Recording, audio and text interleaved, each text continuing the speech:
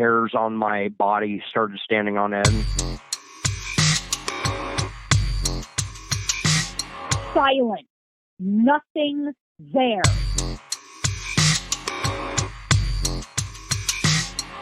I fought to get back into my body.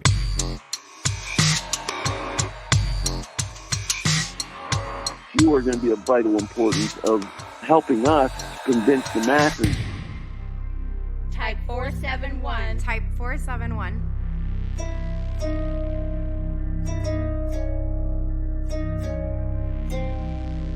Bridge to the other world. Bridge to the other world. Welcome to Type 471. I'm Sam Kitchen. Today I am speaking with Stephen Slusher, a man who has had a number of Sasquatch and paranormal related experiences over the course of many years.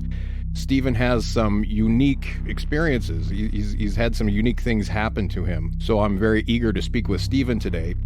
Stephen Slusher, welcome to Type 471. How you doing today? Very well, thank you. Good. So you are another one of those chosen who have had both Bigfoot and other paranormal experiences. Yes, that's right. All right, cool. So let's start at the very beginning of all that. Give us some background about yourself and how this all started for you. Well, I'm from Mesa, Arizona. I grew up basically in a Mormon neighborhood, but our family was Baptist. Anyway, we lived in a new neighborhood that was built upon a Hohokam village, fine pottery, in the fields and stuff like that. And at night, I would hear chanting. It sounded very guttural. I heard that several times. And once I was in the bathroom and I saw a witch in the window. That's what I looked like, a witch from the Wizard of Oz. Really? Yeah, well, the window was 7.5 feet up. Small window, and it's covered with ivy. But there's a grinning face there, and it just scared me. So I ran out and told my parents. We were watching TV, and they didn't really believe me. But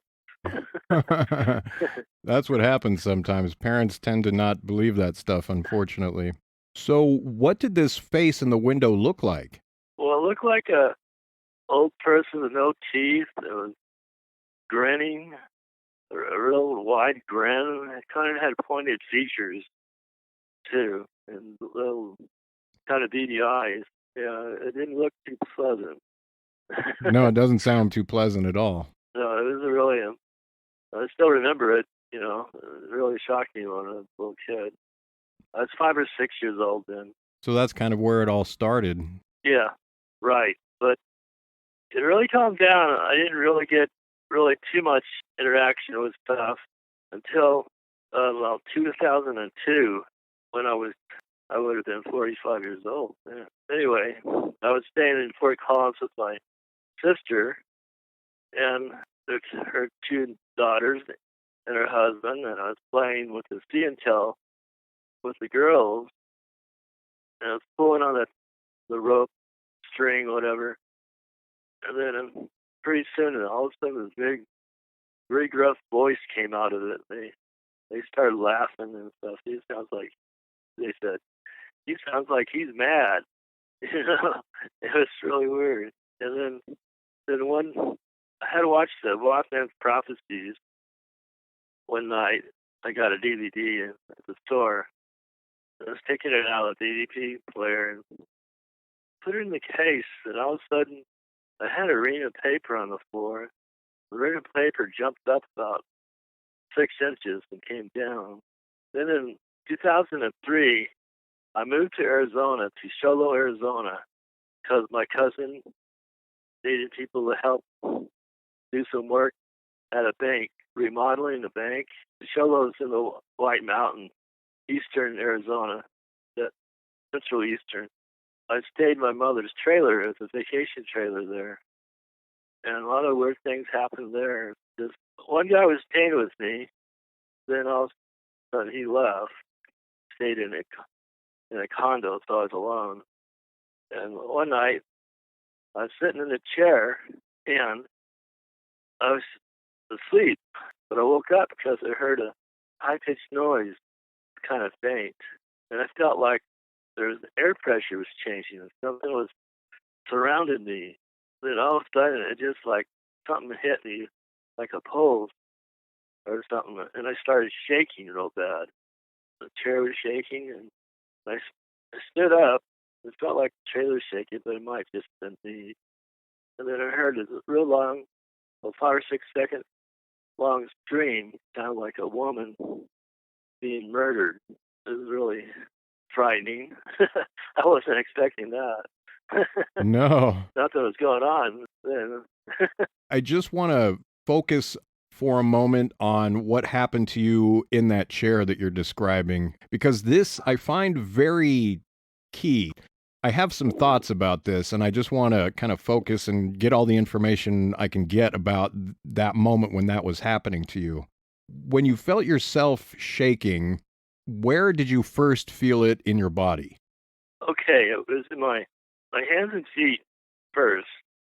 Then it came real fast throughout my whole body. And this high-pitched noise, where did it seem to be coming from? Above me. It was coming it was above me. It's like there wasn't a trailer there. It was just like I was somewhere else, and something just came down upon me, like there's no wall, no ceiling. Really very strange. I never read anything like that before, and so it wasn't like my imagination was conjuring something up that I read. Right, exactly. You weren't just imagining things based on something you had seen or heard or read about before. But No. I do have some thoughts about this. Based on your description, and this is just, I'm just putting it out there for your consideration. Based on your description, it sounds very much like what happens when Kundalini is activated and begins to rise in the body. Are you familiar with Kundalini? Yeah, it's from India. I'm somewhat familiar with it, yeah. Right. The word itself does originate in India. It's really just a word that describes an energy that coils around the base of the spine and then rises up through the chakras of the body. The chakras correspond to the endocrine system, the various glands of the endocrine system. And when Kundalini rises through the body, it corresponds to an electrochemical process in the body. It's something that I have experienced myself before. This happens in correspondence to strange phenomena. Like sometimes people report this same thing happening during alien abduction or various other phenomena or interactions with beings of some kind. So it seems like there are a couple things going on here. First of all, Kundalini, it doesn't need to be associated with some strange phenomenon in order to happen, but sometimes when these phenomena are happening, it also does correspond with Kundalini rising in the body. And the Kundalini rising through the body kind of serves as a bridge between ourselves and other heightened realities, higher realities. So Yeah. a lot of times when people interact with beings who are not from this material universe or from a higher realm, whatever, what have you, then sometimes when this happens, Kundalini also rises. So I'm wondering if that is what was happening to you. If you were having this experience, you were interacting with some force, and this caused your Kundalini to be activated at that time. It's just a thought I had, so I wanted to bring it to your attention just to see what you thought of that. Well, it did seem like there was something that was behind it all, like something intelligent, like something was trying to contact me or whatever, a higher being or whatever. And it happened one more time too.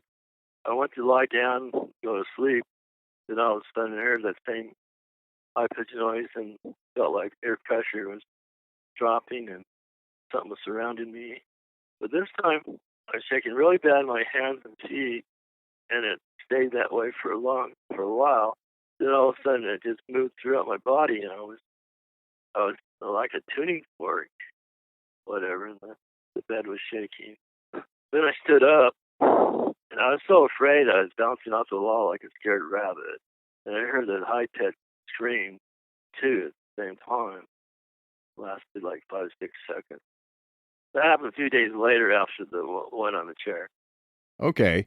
So Did you hear a high-pitched scream on 2 occasions or the one? 2. Gotcha. And where did the high-pitched scream come from?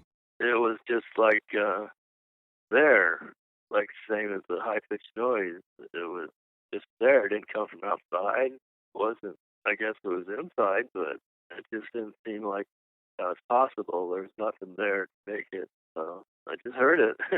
Well, I think we're learning that all sorts of things that a lot of people wouldn't consider possible actually are possible and very real. Yeah. So tell us about the rest of this experience with the high-pitched scream. Did anything else happen in association with that? No, as soon as that screaming happened, it was over with. I wasn't shaking anymore. And I just was afraid, but I still went to bed and went to sleep.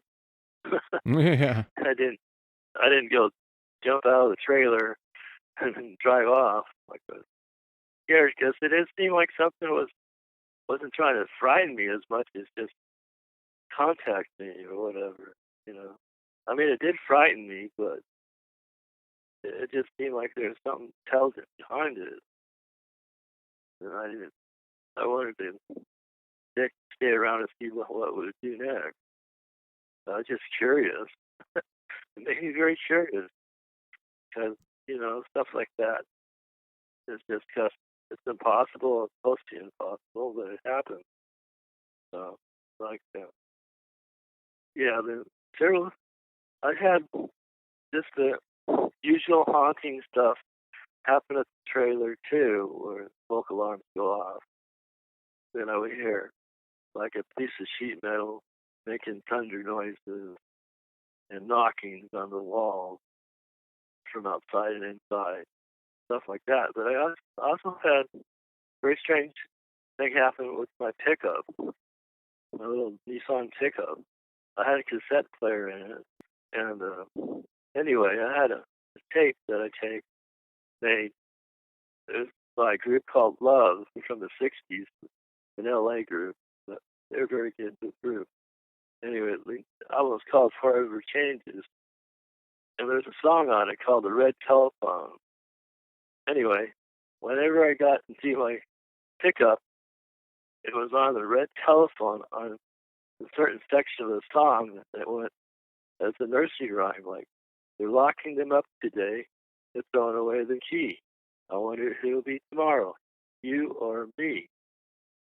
So I would drive, and then the tape would be on some other song when I got out. Then when I get into it again, same thing. They're locking them up today. And after 5 or 6 times, it became unnerving, and I took the tape out. But That would be pretty unnerving. No matter where you stop the tape, you get back into the truck the next time, and the tape is at that spot, and it plays that same loop every time you get into the truck and start it up. Is that what happened? yes, exactly. That's pretty telling. Somebody was trying to say something. Yeah, right. I just want to back up for a second. You mentioned sheet metal noises that sounded like thunder. Did you have sheet metal lying around anywhere? Oh, no, not at all.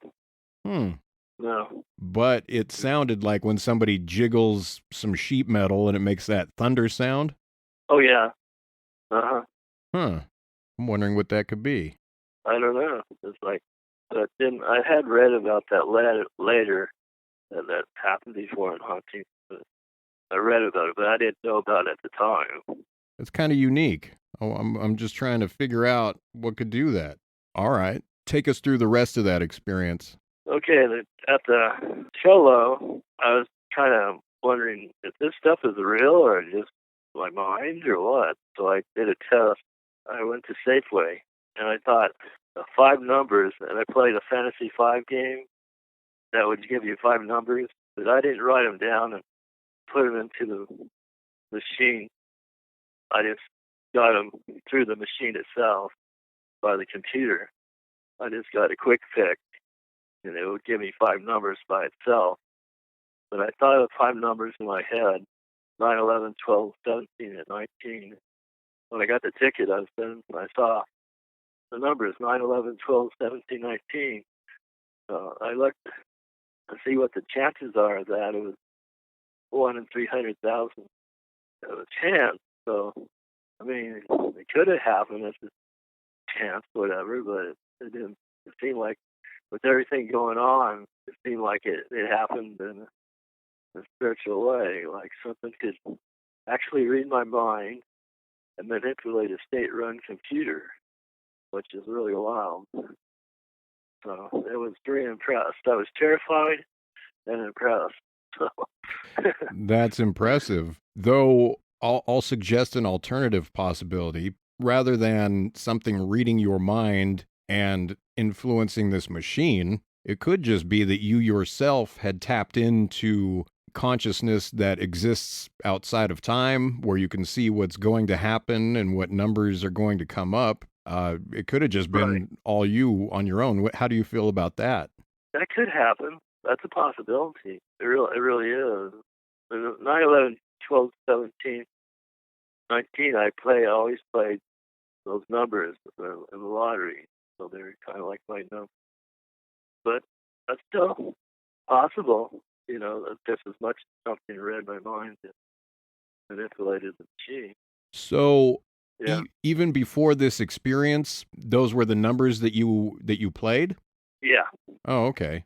And then you had the machine choose the numbers randomly, and it chose those numbers that you already played? That I thought of, that I would play often. I would play them often, but I didn't write them down or anything. It's just in my head. Right. During that time. Yeah. Interesting. That was kind of the end of that there in Sholo. Except for one, I went to Montana because my friend from Arizona moved back up there. She's from Montana. I spent the summer there. This is back in 2005. It was 2 years later. I was vacuuming. She was at work, and all of a sudden the house started shaking, and the knickknacks from her shelves fell off. And then all of a sudden, in the master bedroom, right above it, in the attic, there's this real loud sound like a monkey, part bird. And it moved across the attic and up above the ceiling, across the house. And all of a sudden, it just kind of hit the end of the house. And there's 2 bedrooms on that other end of the house. And a poster fell down in one bedroom, and a painting fell down in another bedroom. And they both one had 3 jazz musicians, one had 3 paramedics. It was funny because I was playing the lottery then too, and I played the number 3, and they won $36. Well, that's interesting. The money that you won was in multiples of 3 too. Yeah, right. It was. That's pretty cool. Yeah, but anyway, that summer, I think that's about it. Happened. Oh, that summer. Then she moved. She moved to Kalispell. She had lived outside Whitefish in Montana, but she moved to Kalispell in a trailer park. And I came up there. This is 2016. And the first night I stayed there, and it was haunted. So I can put it as. I was up at night, and I heard all sorts of noises, like beeping noises, knocking noises, bells even, and beach, stuff like that. So in the morning, I told my friend, your back bedroom is haunted or whatever. And then all of a sudden the blinds behind me shook very violently. That night, when I was going to bed, I was thinking there's a CD player in the bedroom, and there's a CD in it that I liked a lot. It was Ziggy Stardust and the Fires from Mars by David Bowie. Anyway, I thought, just before I reached the door, I thought of a certain song, Moon Age Daydream. I thought, David Bowie goes, I'm an alligator. I'm a mama papa coming for you, whatever. So I opened the door, and then all of a sudden I'm an alligator. Mama, Papa coming from you, for you. Hmm. And it was really weird. It's like I never had that happen either with the CD player. It played exactly what was in my head. So did it It just came on. it just came on and played that? Yeah, it just came on automatically when I was coming into the bedroom by itself. Interesting. So you've had two occasions where something along those lines happened. The first, the tape in the truck where it would play that same part no matter where you left off, and then again with the David Bowie CD that came on automatically and played the passage that was already in your head. Right, exactly. And that happened the next night, same song. And I decided to change it to a different song. And the funny thing was, it didn't go to it right automatically. It was, I wanted to play Separate City. And there's a song called Ziggy Stardust. And right at the tail end of that, David Bowie sings Ziggy played guitar. Then it goes into Separate City with the sax and the guitars rubbing up. But I thought that was kind of clever because I always liked that bridge between the two songs. So it's like I knew that I liked that. It seemed like. Yeah. I put in a Ryan Adams CD, the one he did of Taylor Swift songs. First night I played the one song. I'm not too familiar with that album. I don't know those songs, but there's one song, the bass, it opens up the bass. Sounds kind of neat. And it played that song too. And I think he got tired of this game and it just started playing at a certain time at night. The CD player would come on. Did you ever get an impression of what it was that was interacting with you? No, I never did. It had to be something highly intelligent, man, whatever. But anyway, I played the lottery again. I went to the convenience store one day, and I left my wallet on the counter after I bought a ticket, and I got in my vehicle, and I realized I left it there and got out of it. Went back in, and it was gone. Someone took it. Anyway, I canceled the card. I went home to my friend's house. I canceled the card. Then there's a check in there. I wish I had that check. I thought that. And then the next morning, I ate some cereal, some Cocoa Krispies, and I poured one bowl and I ate it. And all of a sudden, pouring another bowl, I looked in.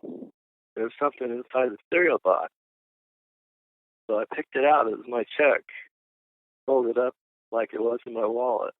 Isn't that something? Yeah, that was. I tell people that story, and they say, "No, that don't happen. Ghosts happen, but that don't happen." but it did happen. That's a little bit too much of a stretch for some people, it sounds like. But whether it's too much of a stretch for them or not, it really happens, and so they're just going to have to get used to it. Right, exactly. Well, it sounds like you had a special prize in that cereal box. Yeah, right. Like they always had a prize in the box. Yeah. Cereal. It sounds like something was looking out for you. It sounds like whatever this was, I mean, like this was a good thing that happened. Yeah. Well, a little while later at night, I was sleeping, and I woke up because I felt the weight of my bed. And I woke up, like I said, and there was a woman crawling on my bed. She looked like in her mid-30s. She had short blonde hair. She wore dark slacks and a dark blouse. And the funny thing was, when she saw me, that I saw her, she had this expression of fright. And all of a sudden, she didn't just vanish. The front part of her recessed back till it was back to the middle. It wasn't there anymore. And the back part recessed forward till she wasn't there anymore. Did you say Yeah, that is. That is strange. Did you say the back part recessed forward? Yeah. Okay. It was like two halves, and they came the first part, the front part, recessed back to the middle, and then the back part recessed back to the middle. Would it be kind of like an accordion?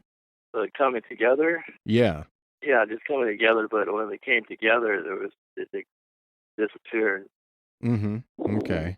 So she didn't kind of fold up like an accordion. No. Like an accordion. She just like the front half of her body moved toward the middle, and that part disappeared, and then the back half of her body moved toward the middle, and it disappeared. Is that what you're saying?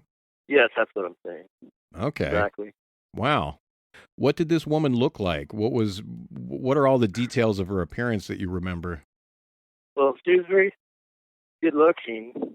Like I said, she had short blonde hair, and she's like in her mid-30s or whatever.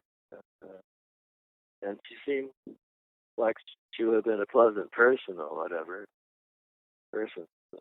She didn't seem like a scary ghost or anything. I wasn't frightened at all. And I felt bad she was frightened of me, I guess. I could see her. Did she look frightened of you? Oh, yeah. Huh. It was really strange. Yeah, when she saw me that I could see her, she had this expression of fright, like, oh no, like that. Oh no. Oh. It sounds like maybe, well, I just wonder if she ended up somewhere that she didn't intend to be. I just wonder how that works. Maybe so. Yeah, I don't know. That's interesting stuff. Wow. Yeah, that was kind of the tail end of the stuff happening there. Then I went back to my trailer in New Mexico, where I am now, and one night, just several years ago, I was up at 1 o'clock a.m. I got up, but I wanted to wake up at 3 o'clock and watch a show on TV. I have narcolepsy, so I have odd hours of sleeping.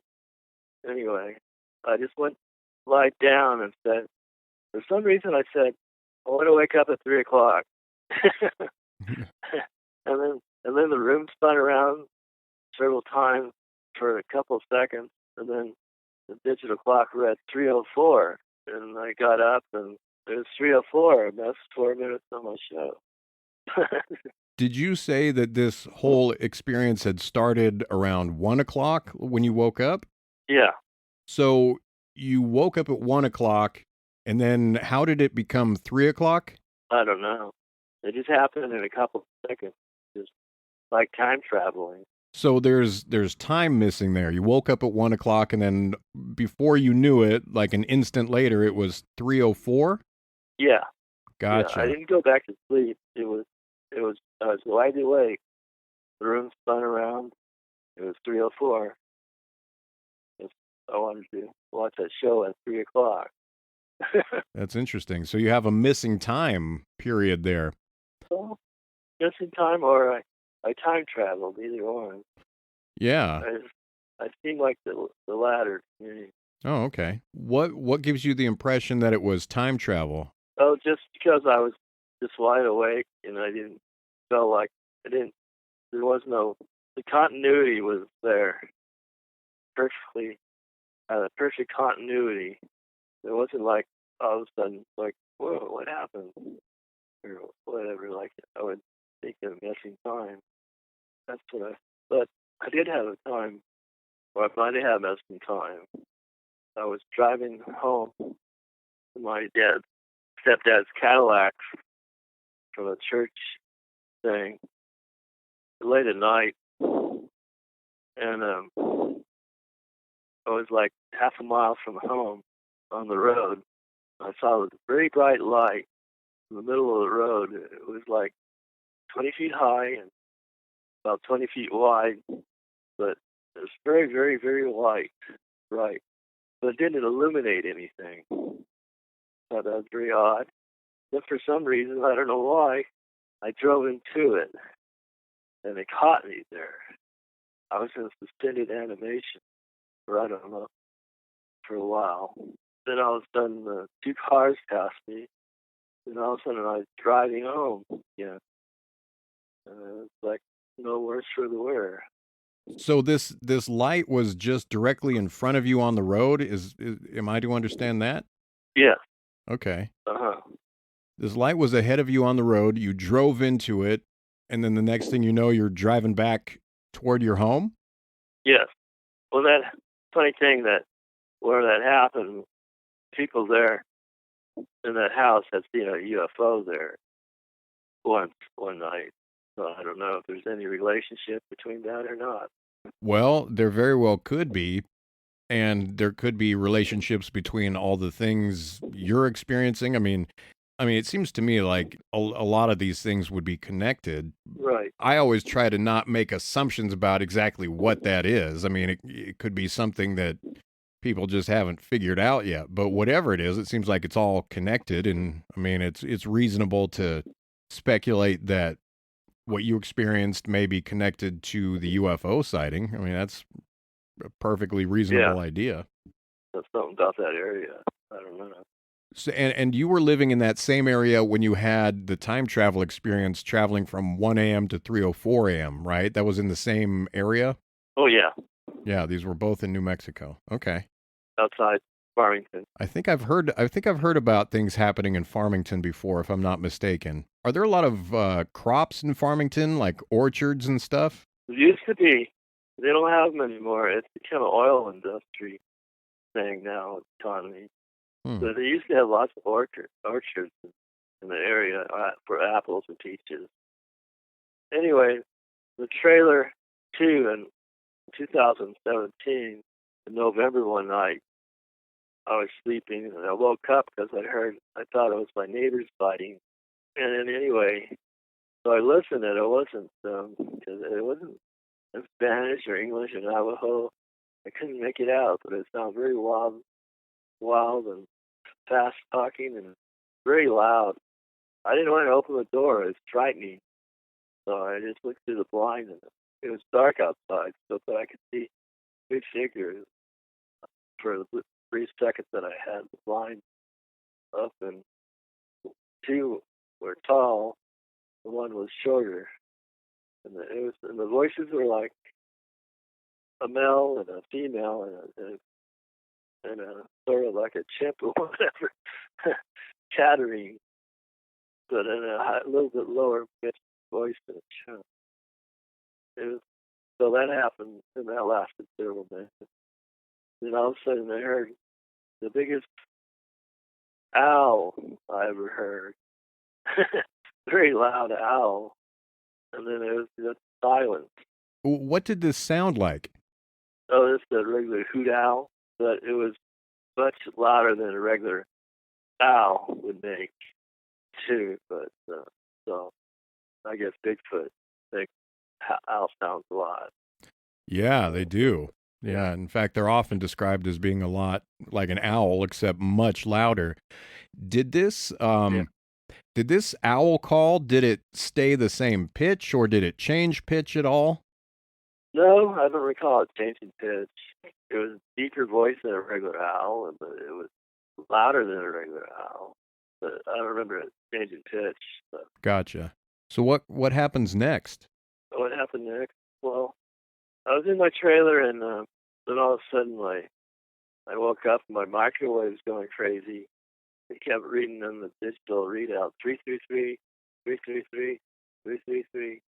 And so for some reason, I opened up the door to stop it, I guess, from doing that. But then the microwave just blew up. It didn't work after that. Okay, so you see the 333 appear on the clock. Was it doing something, or was it just flashing 333? Oh, it was moving right to left, 333 in a series. Okay, gotcha. And then you open the door, the microwave door, and then what exactly happened then? There was just a flash of light inside the microwave itself. It was a loud noise, and that was in my microwave. I hope you got a new one. Yeah, I did. But that's strange. It's something, I don't know. There's something happening. It seems to be affecting things around you, and it seems to be influencing electronics and stuff. Yeah, I used to take photographs a lot. And one photograph, which I didn't take, I found in my camera. It was of inside. We have an old pickup truck, Ford pickup truck, and inside the cab was some sort of entity. It looked like an alien. It had big bulbous head and big eyes and a real narrow neck or whatever. So I always thought that was strange how we did that photograph and how it came into being too. So That's interesting. Do you still have this photograph? it's around somewhere. I was thinking of that today where I put it. I think I have it here. It's not in. I don't think it's in Colorado where my storage is. Anyway, speaking of storage, Colorado, I went from Colorado to New Mexico on a Greyhound bus, so I didn't take too much. I left stuff in my storage. But there's one DVD I wanted to watch that I left there. Then one night I woke up and the DVD was on my bed. No It was kidding. The Searchers. It was what? The Searchers, old John Wayne movie, Oh, cowboy movie. wow. So you had left this Yeah. DVD in storage in Colorado. You were in New Mexico and you were thinking that you wish you had this DVD, and then all of a sudden the DVD appears on your bed? Yeah. Wow, okay. So did it appear like while you were out of the room and then you walked in and you saw it? No, it's just like I woke up and found it. They're lying next to me. No kidding. So you had other Bigfoot related phenomena happen to you, didn't you? Oh yeah, in the trailer in Cholo. I forgot to mention that. What happened was I was sleeping night again, and I woke up. I heard something banging branches against the tree up close. But it was breaking the branches as it banged it on the tree. It just shattered the branches. Like I thought, God, this must be a really strong person or whatever. And then every once in a while there'd be a knock, but it was just mainly branches being shattered. And in the morning I got up and saw a whole bunch of branches just kindling beneath one of the trees around it. And I could see up above a little bit higher because I heard some popping noises too. And there was the branches broken up high. So, and I would hear growling, very low resonating growling outside my window. Occasionally the trailer would shake. Before you move on to the next thing, I just want to ask a few questions. You actually saw all of these sticks that had been kind of splintered by this heavy impact? Yeah.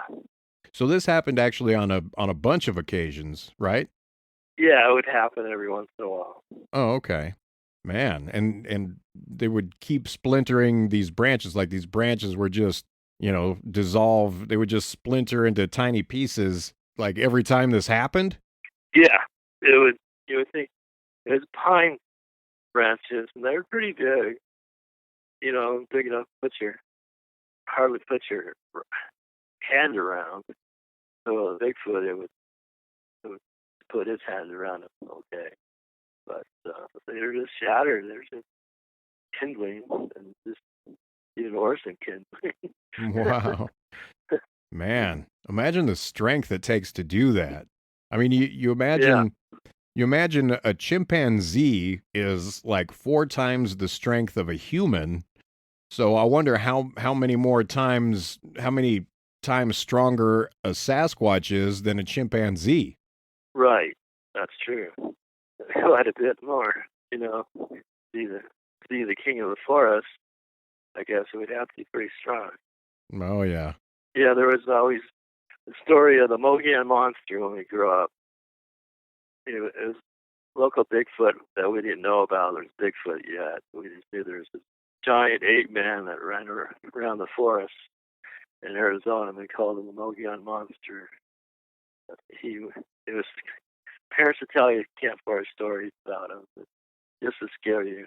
The Mogollon Monster. And so later I found out it was just a Bigfoot, local Bigfoot. That hangs out around the Mogollon Rim. The Mogollon Rim, yeah. And there's a lot of sightings of Mogollon Monster, the Bigfoot, in Arizona, in the forest. People don't think of Arizona and realize that, but there is. That's true. A lot of people don't realize when people think of Arizona, they think of endless desert, but they don't realize that actually one of the biggest pine forests in the world is in Arizona. Yeah, right. Ponderosa pine. That's true. You were about to tell me about another Bigfoot experience, and I interrupted you. Do you remember what you were going to say? Oh, just shaking, and I would hear sort of what would you call them, like yapping or whatever. A strange sound. I couldn't really associate with anything. I thought it might have been from him. That could very well be. I mean, you've got other Sasquatch activity going on. You looked out the window. You saw these big individuals. You heard the tree knocking. You saw the aftermath of the tree knocking. So, I mean, you have Sasquatches around. So it's very possible that the other things were done by Sasquatch as well. I mean, there's no saying one way or the other, but I mean, the odds are in favor of a Sasquatch. Yeah. And speaking of these individuals that you saw, how large were they, do you think? Well, one looked maybe 7 foot, one a little bit less, maybe 6.5 foot, and one about 4.5 or 5 feet tall. It was so dark I couldn't make out individual figures, but they're wide. I mean, like the 7 foot one's like wide, like stand up with plywood. It would be like that. Funny that you mention that because I've actually stood up a piece of plywood before to kind of gauge the size of a Sasquatch myself. So it's funny that you compare it to that. Yeah, it was pretty big. I'm glad it didn't go outside, but it might not have heard me. Maybe they're trying to communicate with me. I don't know. It sounded like in the Sierra Sounds, Bigfoot Recordings Volume 2, there's a bastard in the ninth cut. The guy's talking to one, and the way the Bigfoot's talking sounds similar to that. So it was much faster speech. Yeah. They had to actually slow down the Sierra Sounds to try to... There's a gentleman who is a former Navy linguistics expert. He analyzed the Sierra Sounds. He detected language, and so I believe he actually slowed down the Sierra Sounds to try to listen and find patterns, etc. So the speech, the Sasquatch speech, is actually many times faster than human speech. So it's like they're speaking on a whole other level. Yeah, right. Yeah, I forgot to mention also, before I had the talk outside my trailer, the loud talk, and a couple hours earlier, I had come home. I was going to my trailer, and an ambulance going by on the road up above me, about half a mile, and I heard these whistling noises, like 3 or 4 whistling, trying to harmonize with that ambulance. I don't know. It's like I know Bigfoot whistle, and so I just thought that was curious too. That is quite interesting, and I am aware of that same thing being reported elsewhere. I'm aware of them doing that with trains. Like they'll start to whistle when they hear a train go by, and pretty much any loud siren or sound like that, it makes sense that they would do that. So that is absolutely in keeping with Sasquatch behavior. Right. I'm glad I pointed that out too. I am as well. Thank you for remembering that detail. Yeah. We're in the last few minutes of the show. Is there anything else that you have to tell us about? First, I want to say hello to Casey Miller and the Bigfoot Encounters and Book Club members, and that we're always welcoming new people into the club. And if you have encounters, that's always good too. And I have one thing. It was really a head scratcher. My stepdad and I were tending to my stepsister's donkey, and it was the summertime. Anyway, I was filling up the water trough, 50-gallon water trough, clear to the top. That afternoon we came by, and it was completely empty. The trough was bone dry. There's no hole in it. There's no mud. And then I filled it up all the way to the top. Then in the next afternoon, same thing. Did a couple of 3 inches, drunk down, and the whole water was gone. And that happened like 3 times, and then it went back to normal. So stepdad and I couldn't figure that out. That is curious. So normally there would only be 2 or 3 inches missing from the animals drinking the water, but on these occasions the trough was completely bone dry with no explanation. Right. Yeah, it was kind of curious. That is. Was it unusually hot on those days? No, it was probably like 90, which is kind of average here in summertime. I don't know. My mom said, well, maybe it heard an elk jump over the fence and drank it. There's no elk around here.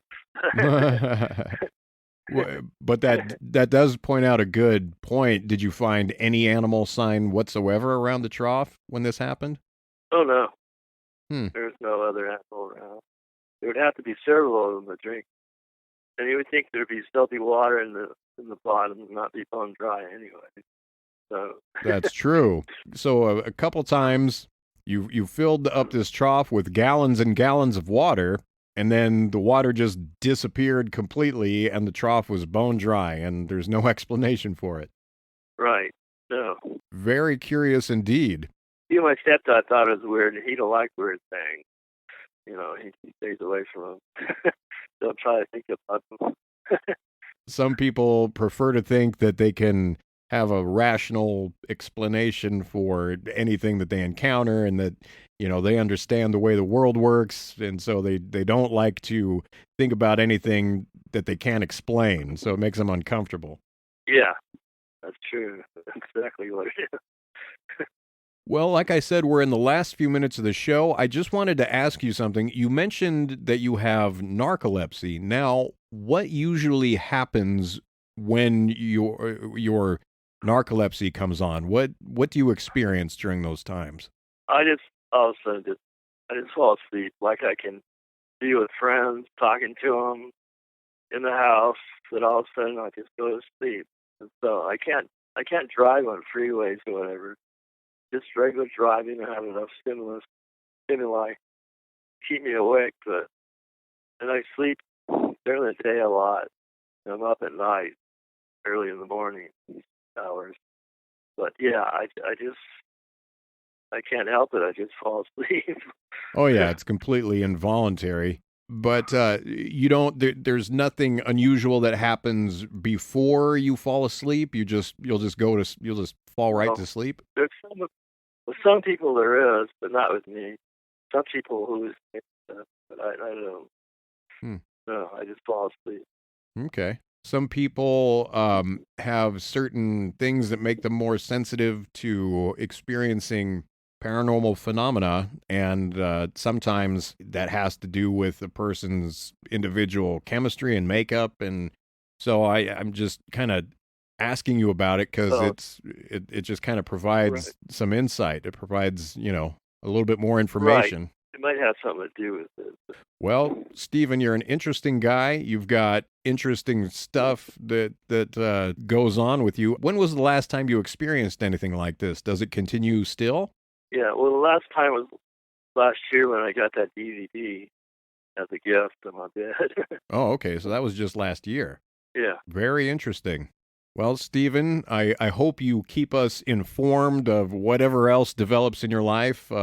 If anything else happens, just let me know, because I want to know about it right away, okay? Okay. All right. Like you said, Stephen, you're a member of Casey Miller's Facebook group called Bigfoot Encounters and Book Club. I'm also a member. So it's a good place. If you've had Sasquatch-related experiences and you want a safe place to talk about it, go ahead and head over to Casey Miller's Facebook group, once again called Bigfoot Encounters and Book Club. And Stephen Slusher, you're an interesting guy. Thanks so much for talking to us today. Thanks for being on Type 471. All right. Thanks, Sam. All right. Thanks so much, Stephen. You take care.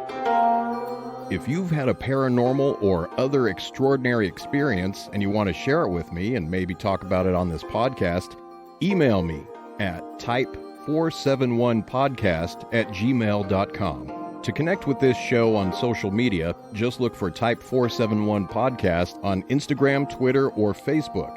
And be sure to check out the Type 471 Podcast YouTube channel. Please subscribe to be notified of new episodes.